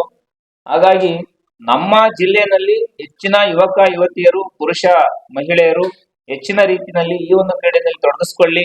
ಮತ್ತೆ ಈ ಒಂದು ರಾಷ್ಟ್ರ ಮಟ್ಟದ ಆಯ್ಕೆ ಪ್ರಕ್ರಿಯೆ ನಮ್ಮ ವಿಶೇಷವಾಗಿ ಹಾಸನದಲ್ಲಿ ಪ್ರಥಮ ಬಾರಿಗೆ ಇಲ್ಲಿ ನಡೀತಾ ಇದೆ. ರಾಜ್ಯ ಮಟ್ಟದ ಒಂದು ಪವರ್ ಲಿಫ್ಟಿಂಗ್ ಕ್ರೀಡಾಕೂಟವು ಕೂಡ ಪ್ರಥಮವಾಗಿ ಹಾಸನದಲ್ಲಿ ನಡೀತಾ ಇದೆ. ಹಾಗೆ ಇದು ರಾಷ್ಟ್ರ ಮಟ್ಟಕ್ಕೆ ಆಯ್ಕೆ ಪ್ರಕ್ರಿಯೆಯನ್ನು ಕೂಡ ಒಂದು 250ರಿಂದ 300 ಕ್ರೀಡಾಪಟುಗಳು ಭಾಗವಹಿಸ್ತಕ್ಕಂತ ಸಂದರ್ಭ ಇದೆ. 15ರಿಂದ 20 ಜನ ತೀರ್ಪುಗಾರರು ಕೂಡ ಬರ್ತಾ ಇದ್ದಾರೆ. ಅವರಿಗೆ ಎಲ್ಲಾ ರೀತಿಯ ವ್ಯವಸ್ಥೆಗಳನ್ನ ನಾವು ಈಗಾಗಲೇ ಮಾಡ್ಕೊಳ್ತಾ ಇದ್ದೀವಿ. ಹಾಗಾಗಿ ನಮ್ಮ ಜಿಲ್ಲೆಯಲ್ಲಿ ಇರ್ತಕ್ಕಂಥ ಕ್ರೀಡಾಪಟುಗಳು ಹೆಚ್ಚಿನ ರೀತಿಯಲ್ಲಿ ಭಾಗವಹಿಸಿ ಇದರ ಒಂದು ಸದುಪಯೋಗ ಪಡ್ಕೊಳ್ಳಿ ಅನ್ನೋ. ಪತ್ರಿಕಾಗೋಷ್ಠಿಯಲ್ಲಿ ಜಿಲ್ಲಾ ಪವರ್ ಲಿಫ್ಟಿಂಗ್ ಅಸೋಸಿಯೇಷನ್ ಸಂಘಟನಾ ಕಾರ್ಯದರ್ಶಿ ಮೋಹನ್ ಕುಮಾರ್, ಸದಸ್ಯ ನಿರಂಜನ್, ನಿರ್ದೇಶಕ ವೇಣುಗೋಪಾಲ್, ಧರ್ಮ, ಕೆಎಸ್ಆರ್ಟಿಸಿ ಶಿವಸ್ವಾಮಿ ಉಪಸ್ಥಿತರಿದ್ದರು. ಇದೀಗ ಜಾಹೀರಾತು. ಮುಚ್ಚಿದ ಬಾಗಿಲುಗಳು ವಿಶಾಲವಾಗಿ ತೆರೆಯುತ್ತವೆ. ನನ್ನನ್ನು ಸ್ವಾಗತಿಸೋಕೆ ನಾನು ತಲೆ ಎತ್ತಿ ನಡೆವಾಗ ಸಾವಿರಾರು ಕಂಗಳು ನನ್ನನ್ನು ಹಿಂಬಾಲಿಸುತ್ತವೆ. ಪ್ರತಿ ಹೊಗಳಿಕೆಯು ನನ್ನ ಬಳಿ ಹರಿದು ಬರುತ್ತದೆ. ನನ್ನನ್ನು ಮೆಚ್ಚಿಸೋಕೆ ಎಷ್ಟೇ ಜನ ಇದ್ದರೂ ಮಾತು ನನ್ನ ಬಗ್ಗೆ ಮಾತ್ರ. Day home furniture and interior, ಹಾಸನದ ಅತಿ ದೊಡ್ಡ ಫರ್ನಿಚರ್ ಶೋರೂಮ್. ನಿಮ್ಮ ಕನಸಿನ ಮನೆಯ ಅಂದವನ್ನ ಹೆಚ್ಚಿಸಲು ಹಾಗೂ ಆರಾಮದಾಯಕ ಪೀಠೋಪಕರಣಗಳು ಉತ್ಕೃಷ್ಟ ಗುಣಮಟ್ಟದಲ್ಲಿ ಲಭ್ಯ. ವಿವಿಧ ವಿನ್ಯಾಸದ ಡೈನಿಂಗ್ ಟೇಬಲ್ಗಳು, ಮ್ಯಾಟ್ರೆಸ್ಗಳು, corner sofa, recliner sofa, wooden sofa, ಹಲವು ಮಾದರಿಯ ಕಾಟ್ಗಳು, ವಾರ್ಡ್ರೋಬ್ಗಳು, ಡ್ರೆಸ್ಸಿಂಗ್ ಟೇಬಲ್ಗಳು, ಇನ್ನು ಹಲವಾರು ವೆರೈಟಿಯ ಫರ್ನಿಚರ್ಗಳು ದೊರೆಯುತ್ತವೆ. ಭೇಟಿ ಕೊಡಿ day home furniture and interior, opposite district stadium, Salagame road, Hassan.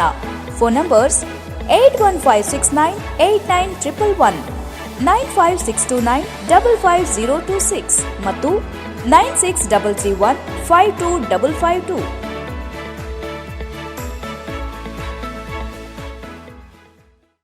Kalyana Mantapa 12 ವಸಂತಗಳನ್ನ ಪೂರೈಸಿ 13ನೇ ವರ್ಷಕ್ಕೆ ಪಾದಾರ್ಪಣೆ ಮಾಡುತ್ತಿರುವ ಗೋಮತಿ ಕಲ್ಯಾಣ ಮಂಟಪವನ್ನ ಹೊಚ್ಚ ಹೊಸ ರೂಪದಲ್ಲಿ ನಿಮ್ಮ ಮುಂದೆ ಪ್ರಸ್ತುತಪಡಿಸುತ್ತಿದ್ದೇವೆ. ಅತ್ಯಾಧುನಿಕವಾಗಿ ನವೀಕರಣಗೊಂಡ ಕಲ್ಯಾಣ ಮಂಟಪದಲ್ಲಿ 1500 ಜನರು ಪಾಲ್ಗೊಳ್ಳಬಹುದಾದ ಬ್ಯಾಂಕ್ವೆಟ್ ಹಾಲ್, 700 ಜನರು ಊಟ ಮಾಡಬಹುದಾದ ಡೈನಿಂಗ್ ಹಾಲ್ ಇದ್ದು, ಮದುವೆ, ಬೀಗರ ಔತಣ, ನಾಮಕರಣ ಮತ್ತು ಎಲ್ಲ ಶುಭ ಸಮಾರಂಭಗಳಿಗೆ ಸಸ್ಯಾಹಾರಿ ಮತ್ತು ಮಾಂಸಾಹಾರಿ ಔತಣಗಳಿಗೆ ಹಾಲ್ ಅನ್ನು ನೀಡಲಾಗುತ್ತದೆ. 4 ಎಕರೆಗೂ ಅಧಿಕ ಜಾಗದಲ್ಲಿ ವಾಹನಗಳಿಗೆ ಉತ್ತಮವಾದ ಪಾರ್ಕಿಂಗ್ ವ್ಯವಸ್ಥೆ ಸಹ ಲಭ್ಯವಿದೆ. ನಿಮ್ಮ ಕುಟುಂಬದ ಸುಂದರ ಕಾರ್ಯಕ್ರಮಗಳನ್ನು ಅತ್ಯುತ್ತಮ ಕ್ಷಣಗಳನ್ನಾಗಿ ಮಾರ್ಪಾಡಾಗಿಸಲು ಒಂದು ಒಳ್ಳೆಯ ಜಾಗ, ಅದುವೇ ನಮ್ಮ ಗೋಮತಿ ಕಲ್ಯಾಣ ಮಂಟಪ. ಗೋಮತಿ ಕಲ್ಯಾಣ ಮಂಟಪ, ಕೋರ್ಟ್ ಹೊಸ ಬಸ್ ನಿಲ್ದಾಣದ ಹತ್ತಿರ, ಚನ್ನಪಟ್ಟಣ ಬಡಾವಣೆ, ಹೊಳೆನರಸೀಪುರ ರಸ್ತೆ, ಹಾಸನ. ಬುಕಿಂಗ್ ಹಾಗೂ ಹೆಚ್ಚಿನ ಮಾಹಿತಿಗಾಗಿ ಸಂಪರ್ಕಿಸಿ 9448427261 8970568666. Bhima Brilliance Diamond Jewelry Festival till 31st July. Get assured cashback of ₹7,000 per carat and enjoy flat ₹500 off per gram on gold in diamond jewelry. Available at all Bhima Jewelers showrooms. TNC apply.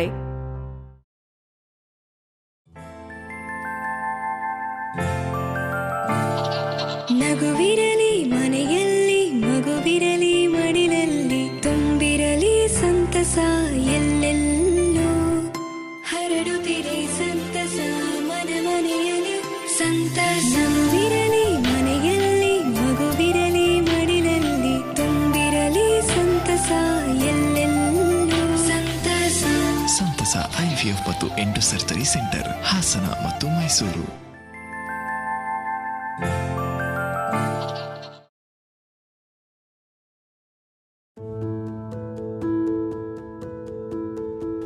ನೀವು ನಿಮ್ಮ ಚಿನ್ನವನ್ನು ಪ್ರಸ್ತುತ ದರದಲ್ಲಿ ಮಾರಾಟ ಮಾಡಬೇಕೇ?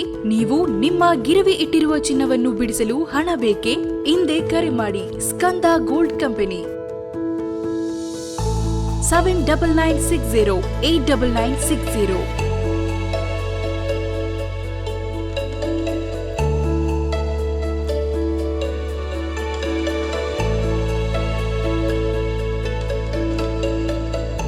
ನೀವು ಗಿರವಿ ಇಟ್ಟಿರುವ ಚಿನ್ನಾಭರಣಗಳನ್ನು ಬಿಡಿಸಿ ಇಂದಿನ ಮಾರುಕಟ್ಟೆ ಬೆಲೆಗೆ ಕೊಂಡುಕೊಳ್ಳುತ್ತಾರೆ ಹಾಗೂ ನಿಮ್ಮಲ್ಲಿರುವ ಹಳೆಯ ಚಿನ್ನವನ್ನು ಪ್ರಸ್ತುತ ಆನ್ಲೈನ್ ದರದಲ್ಲಿ ಕೊಂಡುಕೊಳ್ಳುತ್ತಾರೆ. ಸ್ಕಂದ ಗೋಲ್ಡ್ ಕಂಪನಿ, ಕರ್ನಾಟಕದಾದ್ಯಂತ ನಮ್ಮ ಶಾಖೆಗಳು ತೆರೆದಿರುತ್ತದೆ. Skanda gold company, city bus stand ಹತ್ತಿರ, AVK ಕಾಲೇಜ್ ರಸ್ತೆ, ಇಂಡಿಯನ್ ಬ್ಯಾಂಕ್ ಪಕ್ಕ, ಹಾಸನ. ಹಿಂದೆ ಕರೆ ಮಾಡಿ 7996089960.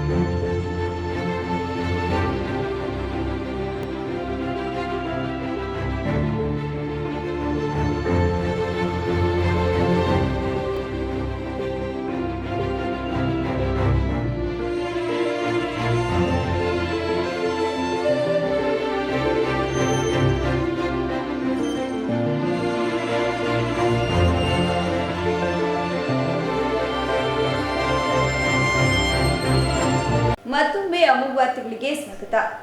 ಬೇಳೂರು ಪಟ್ಟಣದ ಇತಿಹಾಸ ಪ್ರಸಿದ್ಧ ವಿಷ್ಣು ಸಮುದ್ರ ವಿಸ್ತಮನ ಕೆರೆ ಭರ್ತಿಯಾಗಿ ಕೋಡಿ ಮೇಲೆ ನೀರು ಹರಿಯುತ್ತಿದೆ. ಕಳೆದ 2 ವರ್ಷಗಳ ಹಿಂದೆ ಅಂದರೆ 22ನೇ ಇಸವಿಯಲ್ಲಿ ದಿನಾಂಕ 16ರಂದು ಕೆರೆ ಭರ್ತಿಯಾಗಿ ಕೋಡಿ ಮೇಲೆ ನೀರು ಹರಿದಿತ್ತು. ಈ ವರ್ಷ 1 ದಿನ ತಡವಾಗಿ ಕೆರೆ ಭರ್ತಿಯಾಗಿದೆ. ಬಂಡೆಕಲ್ಲುಗಳ ಮೇಲೆ ಹರಿಯುತ್ತಿದೆ. ಬೋರ್ಗರೆಯುತ್ತಾ ಹರಿಯುವ ನೀರಿನ ನೋಟ ಕಣ್ತುಂಬಿಸಿಕೊಳ್ಳಲು ಮಳೆಯ ನಡುವೆಯೇ ಜನ ಬರ್ತಿದ್ದಾರೆ.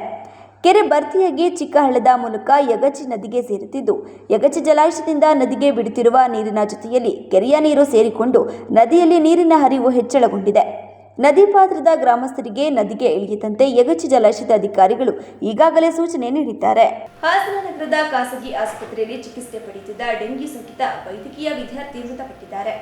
ಹಾಸನ ವೈದ್ಯಕೀಯ ವಿಜ್ಞಾನಿಗಳ ಸಂಸ್ಥೆಯ MBBS ವಿದ್ಯಾರ್ಥಿ ಹೊಳೆನರಸೀಪುರ ತಾಲೂಕಿನ ಹಳ್ಳಿ ಮೈಸೂರು ಹೋಬಳಿ ಗೋಹಳ್ಳಿ ಗ್ರಾಮದ ರೇಖಾ ಮತ್ತು ಮಂಜುನಾಥ್ ದಂಪತಿಯ ಪುತ್ರ ಕುಶಾಲ್ 22 ವರ್ಷ ಸಾವನ್ನಪ್ಪಿದ ಯುವಕ. ಡೆಂಗ್ಯೂ ಸೋಂಕಿತನಾಗಿ ಜ್ವರದಿಂದ ಬಳಲುತ್ತಿದ್ದ ವೈದ್ಯಕೀಯ ವಿದ್ಯಾರ್ಥಿ ಮನೆಯಲ್ಲಿಯೇ ಚಿಕಿತ್ಸೆ ಪಡೆಯುತ್ತಿದ್ದರು. ಗುಣವಾಗದ ಹಿನ್ನೆಲೆಯಲ್ಲಿ 4 ದಿನಗಳ ಹಿಂದೆ ನಗರದ ಖಾಸಗಿ ಆಸ್ಪತ್ರೆಗೆ ದಾಖಲಾಗಿದ್ದರು. ಚೇತರಿಕೆ ಕಾಣದೆ ಕಳೆದ ರಾತ್ರಿ ಕೊನೆ ಉಸಿರೆಳೆದಿದ್ದಾರೆ. ಕುಶಲ್ ತಾಯಿ ಟೈಲರ್ ವೃತ್ತಿಯಲ್ಲಿರುವ ರೇಖಾ ಅವರು ಶಂಕಿತ ಡೆಂಗ್ಯೂವಿನಿಂದ ಬಳಲುತ್ತಿದ್ದು ಪುತ್ರ ಚಿಕಿತ್ಸೆ ಪಡೆಯುತ್ತಿದ್ದ ಆಸ್ಪತ್ರೆಯಲ್ಲಿ ಒಳರೋಗಿಯಾಗಿ ದಾಖಲಾಗಿದ್ದಾರೆ. ಮಲೆನಾಡು ಭಾಗದಲ್ಲಿ ಸುರಿಯುತ್ತಿರುವ ಭಾರೀ ಮಳೆಗೆ ಯಗಚಿ ಜಲಾಶಯ ಒಳಹರಿವು ಹೆಚ್ಚಾಗುತ್ತಿರುವುದರಿಂದ ಜಲಾಶಯ ಭರ್ತಿಗೆ ಕೇವಲ 3 ಅಡಿಗಳು ಮಾತ್ರ ಬಾಕಿ ಇದೆ. ಯಗಚಿ ಜಲಾಶಯಕ್ಕೆ ಮೂಡುಗೆರೆ ಹಾಗೂ ಚಿಕ್ಕಮಗಳೂರು ಸೇರಿದಂತೆ ಮಲೆನಾಡು ಭಾಗದಲ್ಲಿ ಅತಿ ಹೆಚ್ಚಾಗಿ ಮಳೆಯಾಗುತ್ತಿರುವ ಹಿನ್ನೆಲೆಯಲ್ಲಿ ಬೇಲೂರಿನ ಯಗಚಿ ಜಲಾಶಯಕ್ಕೆ ಒಳಹರಿವು ಹೆಚ್ಚಾಗಿ ಬರುತ್ತಿರುವುದರಿಂದ ಭರ್ತಿಯಾಗಲು ಕೇವಲ 3 ಅಡಿಗಳು ಬಾಕಿ ಇದ್ದು ಯಾವ ಸಮಯದಲ್ಲಾದರೂ ನೀರನ್ನು ಕ್ರೇಸ್ಗೇಟ್ ಮೂಲಕ ನೀರನ್ನು ಹೊರಬಿಡಲಾಗುವುದು. ಸುದ್ದಿಗಾರರೊಂದಿಗೆ ಮಾತನಾಡಿದ ಅವರು 3.60 ಟಿಎಂಸಿ ಯಗಚಿ ಜಲಾಶಯದಲ್ಲಿ ಸುತ್ತಮುತ್ತಲಿನ ಪ್ರದೇಶದಲ್ಲಿ ಒಂದು ವಾರದಿಂದ ಉತ್ತಮ ಮಳೆಯಾಗುತ್ತಿರುವ ಹಿನ್ನೆಲೆಯಲ್ಲಿ ಒಳಹರಿವು 2016 ಕ್ಯೂಸೆಕ್ಸ್ ನೀರು ಹರಿದು ಬರುತ್ತಿದ್ದು ನೀರನ್ನು ಹೊರಹರಿವು ಬಿಡುತ್ತಿಲ್ಲ. ಅಲ್ಲದೆ ಕಳೆದ ವರ್ಷ 963.100 ನೀರು ಶೇಖರಣೆಯಾಗಿತ್ತು. ಇಂದಿಗೆ 963.400 ಮೀಟರ್ ನೀರು ಶೇಖರಣೆಯಾಗಿದ್ದು ಇನ್ನು ಕೇವಲ 3 ಅಡಿಗಳು ಮಾತ್ರ ಜಲಾಶಯ ಭರ್ತಿಗೆ ಬಾಕಿ ಇದೆ. ಪ್ರತಿನಿತ್ಯ 2000 ಕ್ಯೂಸೆಕ್ಸ್ ನೀರು ಹರಿದು ಬರುತ್ತಿದ್ದು ಇದೇ ಮುಂದುವರೆದರೆ 2 ದಿನಗಳಲ್ಲಿ ಜಲಾಶಯ ಭರ್ತಿಯಾಗಲಿದೆ. ಜಲಾಶಯದ ನೀರಿನ ಸಾಮರ್ಥ್ಯ 3.6 ಟಿಎಂಸಿ ಇದ್ದು ಇಂದು 2.854 ಟಿಎಂಸಿ ನೀರಿದ್ದು ಬಾಕಿ 0.75 ನೀರು ತುಂಬಿದರೆ ಜಲಾಶಯ ಭರ್ತಿಯಾಗುವುದರಿಂದ ನಾವು ಯಾವ ಸಮಯದಲ್ಲಾದರೂ ನೀರನ್ನು ಹೊರಬಿಡುವುದರಿಂದ ಸಾರ್ವಜನಿಕರು ಸುರಕ್ಷಿತ ಸ್ಥಳಕ್ಕೆ ತೆರಳುವಂತೆ ಮನವಿ ಮಾಡಿದರಲ್ಲದೆ ಕಾಲುವೆಗಳಲ್ಲಿ ನೀರು ಹರಿಸಲು ನಮ್ಮ ಮೇಲಧಿಕಾರಿಗಳು ಹಾಗೂ ಶಾಸಕರ ಜೊತೆ ಚರ್ಚಿಸಿ ಕ್ರಮ ಕೈಗೊಳ್ಳುತ್ತೇವೆ ಎಂದು ಹೇಳಿದರು. ಅದೇ ಈಗ ಯಗಚಿ ಜಲಾಶಯ ಇಲ್ಲಿ ನಾವು ಬೇಲೂರು ಹತ್ರ ಕಟ್ಟಿದ್ದಾರೆ. ಇದಕ್ಕೆ ಏನು ಅಂತಂದರೆ ನದಿ ಪಾತ್ರದ ಇದಕ್ಕೆ ಹಿಂಗಡೆ ನಮಗೆ ಅಚ್ಚುಕಟ್ಟಿಗೆ ನೀರು ಬರೋದು, ನಮಗೆ ಇದಕ್ಕೆಲ್ಲ ನೀರು ಬರೋದು ಡ್ಯಾಮ್ಗೆ ಇದು ಹೆಚ್ಚಿನ ಪಾತ್ರ ನಮಗೆ ಚಿಕ್ಕಮಗಳೂರು ತಾಲೂಕಿಂದ ನಮಗೆ ಜಾಸ್ತಿ ನೀರು ಬರುತ್ತೆ. ಸೊ ಇವಾಗ ಚಿಕ್ಕಮಗಳೂರು ನದಿ ಪಾತ್ರದಲ್ಲಿ ತುಂಬ ವ್ಯಾಪಕವಾಗಿ ಮಳೆ ಆಗ್ತಾ ಇದೆ. ಈಗ ಸತತವಾಗಿ ಒಂದು 5 ದಿವಸದಿಂದ ಇವತ್ತು ಡ್ಯಾಮ್ಗೆ 2000 ಕ್ಯೂಸೆಕ್ಸ್ ನೀರು ಹರಿದು ಬರ್ತಾ ಇದೆ. ಸೊ ಇದೇ ಥರ ಮುಂದುವರೆದಲ್ಲಿ ನಮಗೆ ಇನ್ನೊಂದು 3-4 ದಿವಸದಲ್ಲಿ ಡ್ಯಾಮು ತುಂಬುವಂಥ ಸಂದರ್ಭ ಇದೆ. ಇವತ್ತು ನಮಗೆ ಒಟ್ಟು ಈ ಡ್ಯಾಮಿನ ಕೆಪಾಸಿಟಿ 3.6 TMC ನೀರನ್ನು ಇದು ಶೇಖರಣಾ ಸಾಮರ್ಥ್ಯ ಹೊಂದಿದೆ. ಇದರಲ್ಲಿ ಇವಾಗ 2.85 ಇವತ್ತಿನ ಸಾಮರ್ಥ್ಯ ಇದೆ. ಇವತ್ತಿನ ಒಂದು ಮಟ್ಟದಲ್ಲಿ ನಮಗೆ ಕುಷನ್ ಒಂದು 0.3 ಇಟ್ಕೊಂಡು ನಮಗೆ ಇನ್ನೊಂದು 0.45 TMC ನೀರು ನಮಗೆ ಬಂತು ಅಂತಂದರೆ ನಾವು ನೀರನ್ನು ಯಾವುದೇ ಸಮಯದಲ್ಲಾದರೂ ಕ್ರೆಸ್ಟ್ ಗೇಟ್ಗಳ ಮೂಲಕ ಕೆಳಗಡೆ ಭಾಗಕ್ಕೆ ಬಿಡುವಂಥ ಒಂದು ವ್ಯವಸ್ಥೆ ಮಾಡ್ಕೊತೀವಿ. ಅದಕ್ಕೆ ಇವಾಗ ಏನು ಅಂತಂದರೆ ನಾವು ಎಲ್ಲ ಸಾರ್ವಜನಿಕರಲ್ಲಿ ನಾವು ಕೇಳ್ಕೊಳ್ಳೋದೇನು ಅಂತಂದರೆ ನದಿ ಪಾತ್ರದಲ್ಲಿ ಇರುವಂಥ ಎಲ್ಲ ಸಮಸ್ತ ಜನರು ಕೂಡ ಮೇಲ್ಗಡೆ ಸುರಕ್ಷಿತ ಸ್ಥಳಗಳಿಗೆ ತೆರಳಬೇಕು. ಯಾವುದೇ ಸಂದರ್ಭದಲ್ಲಾದರೂ ಅಣೆಕಟ್ಟಿನಿಂದ ನೀರನ್ನು ಬಿಡುವ ಸಾಧ್ಯತೆ ಇರೋದ್ರಿಂದ ಎಲ್ಲರೂ ಕೂಡ ತಮ್ಮ ಒಂದು ಸುರಕ್ಷಿತ ಜಾಗಕ್ಕೆ ಹೋಗಿ ತಲುಪಿ ಜಾನುವಾರು ಇವುಗಳನ್ನೆಲ್ಲ ಕರ್ಕೊಂಡೋಗಿ ಯಾವುದೇ ಹಾನಿಯನ್ನು ಆಗದೇ ಇದ್ದಂಗೆ ಎಲ್ಲ ತಪ್ಪಿಸೋದಕ್ಕೆ ಎಲ್ಲರೂ ಕೂಡ ಸಹಕರಿಸಬೇಕು ಅಂತ ಈ ಮೂಲಕ ನಾನು ಕೇಳ್ಕೊತಾ ಇದ್ದೀನಿ. ಈ ಕಾಲುವೆಗಳಲ್ಲಿ ನೀರು ಬಿಡೋ ವಿಷಯವಾಗಿ ನಾವೀಗ ಕಾಲುವೆಗಳಿಗೆ ಇದುವರೆಗೂ ಇದು ಭೂಮಿ ಮಟ್ಟ ಮಾಡ್ಕೊಳ್ಳಿಕ್ಕೆ ಮತ್ತು ಕೆರೆ ಕಟ್ಟೆಗಳಿಗೆ ಅಂತಂದ್ಬಿಟ್ಟು ನೀರನ್ನು ಸಾಮಾನ್ಯ ಕೊಡ್ತೀವಿ. ಇದು ನಮ್ಮ ಇದರಲ್ಲಿ ತೀರ್ಮಾನ ಆದಮೇಲೆ ನಾವು ನೀರನ್ನು ಬಿಡೋ ವ್ಯವಸ್ಥೆ ಮಾಡ್ತೀವಿ. ಈ ಸಂದರ್ಭದಲ್ಲಿ ಯಗಚಿ ಜಲಾಶಯದ ಸಹಾಯಕ ಇಂಜಿನಿಯರ್ ಶಿವಕುಮಾರ್, ಸಂದೀಪ್ ಹಾಜರಿದ್ದರು.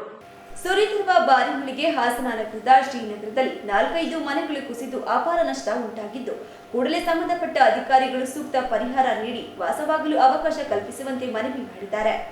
ನಗರದ ಜಿಲ್ಲಾ ಬಂದಿಖಾನೆ ಹಿಂಭಾಗ ಶ್ರೀನಗರದಲ್ಲಿ ಮುನೀರ್, ರುಕ್ಕಯ್ಯ, ನಾಜೀರ್ ಬಾನು ಸೇರಿದಂತೆ ಹಲವಾರು ಮನೆಗಳು ಹೆಚ್ಚಿನ ಮಳೆಗೆ ಮನೆ ಕುಸಿದಿದೆ. ಇವರು ಕಳೆದ 30 ವರ್ಷಗಳಿಂದಲೂ ವಾಸವಾಗಿದ್ದು ಹೆಂಚಿನ ಮನೆಗಳಾಗಿವೆ. ಈ ಭಾಗದಲ್ಲಿ ಬಹುತೇಕ ಹೆಂಚಿನ ಹಳೆಯ ಕಾಲದ ಮನೆಗಳು ಇರುವುದರಿಂದ ಇಂತಹ ಮಳೆಗೆ ಒಂದೊಂದಾಗಿ ಮನೆಗಳು ಧರೆಗೆ ಉರುಳಿ ಬೀಳುತ್ತಿದೆ. ಕೂಡಲೇ ಜಿಲ್ಲಾಡಳಿತ ಎಚ್ಚೆತ್ತುಕೊಂಡು ಇಂಥವರಿಗೆ ಪರ್ಯಾಯ ವ್ಯವಸ್ಥೆಯಾಗಿ ನಿಗಾ ವಹಿಸಬೇಕಾಗಿದೆ. ಇಲ್ಲವಾದರೆ ಮನೆಗಳು ಕುಸಿದಾಗ ಪ್ರಾಣಾಪಾಯ ಸಂಭವಿಸಿ ಏನಾದರೂ ಅಪಾಯಗಳು ತಪ್ಪಿದ್ದಲ್ಲ. ಸಮಾಜ ಸೇವಕ ದಸ್ತಾಗೀರ್ ಮಾಧ್ಯಮದೊಂದಿಗೆ ಮಾತನಾಡಿ, ಕಳೆದ ಹಲವು ದಿನಗಳಿಂದ ಸುರಿಯುತ್ತಿರುವ ಭಾರೀ ಮಳೆಯಿಂದ ನಗರದ ಬಂದಿಖಾನೆ ಹಿಂಭಾಗ ಇರುವ ಶ್ರೀನಗರದಲ್ಲಿ ಅನೇಕ ಮನೆಗಳು ಬಿದ್ದಿದ್ದು ಇನ್ನು ಅನೇಕ ಮನೆಗಳಲ್ಲಿ ಬಿರುಕು ಬಿಟ್ಟಿದೆ. ಈ ವಿಚಾರವನ್ನು ತಹಸೀಲ್ದಾರ್ ಕಚೇರಿಗೆ ಹಾಗೂ ನಗರಸಭೆಗೆ ತಿಳಿಸಿದಾಗ ಸ್ಥಳಕ್ಕೆ ಬಂದು ಮಾಜಾರು ಮಾಡಿದ್ದಾರೆ. ಶಾಸಕರಿಗೂ ಕರೆ ಮಾಡಿದಾಗ ಸ್ಪಂದಿಸಿ, ನಾನು ವಿಧಾನಸಭಾ ಕಲಾಪದಲ್ಲಿ ಇದ್ದು ನಮ್ಮ ಆಪ್ತ ಸಹಾಯಕರು ಸ್ಥಳಕ್ಕೆ ಬರುವುದಾಗಿ ಹೇಳಿದಂತೆ ಬಂದು ನೋಡಿಕೊಂಡು ಪರಿಹಾರ ಕೊಡುವುದಾಗಿ ಆಶ್ವಾಸನೆ ಕೊಟ್ಟು ಹೋಗಿದ್ದಾರೆ. ನಿರಂತರವಾಗಿ ಬರುತ್ತಿರುವ ಮಳೆಯಿಂದ 30ರಿಂದ 40 ಮನೆಯ ಗೋಡೆಗಳಲ್ಲಿ ಬಿರುಕು ಬಿಟ್ಟಿದೆ. ಈ ಭಾಗದಲ್ಲಿ ತುಂಬಾ ಬಡಕೂಲಿ ಕಾರ್ಮಿಕರು ವಾಸವಾಗಿದ್ದು ಕಳೆದ 30 ವರ್ಷಗಳಿಂದಲೂ ವಾಸವಾಗಿದ್ದು ಕಳೆದ ಬಾರಿ ಮನೆ ಬಿದ್ದಾಗ ಪರಿಹಾರ ನೀಡಿದ್ದು ಭಾಗದಲ್ಲಿ 5 ಮನೆಗಳು ಪೂರ್ಣ ಹಾನಿಯಾಗಿದೆ. ಜಿಲ್ಲಾಡಳಿತ ವತಿಯಿಂದ ಇವರಿಗೆಲ್ಲ ನ್ಯಾಯ ಒದಗಿಸಿಕೊಡಬೇಕು ಎಂದು ಕೋರಿದರು. ಈಗ ನೀವು ನೋಡ್ದಂಗೆ ಸುಮಾರು ಮನೆಗಳು ಗೋಡೆ ಬಿದ್ದಿದಾವೆ, ಬಿರುಕು ಬಿಟ್ಟಿದಾವೆ ಇಲ್ಲಿ ಶ್ರೀನಗರದಲ್ಲಿ.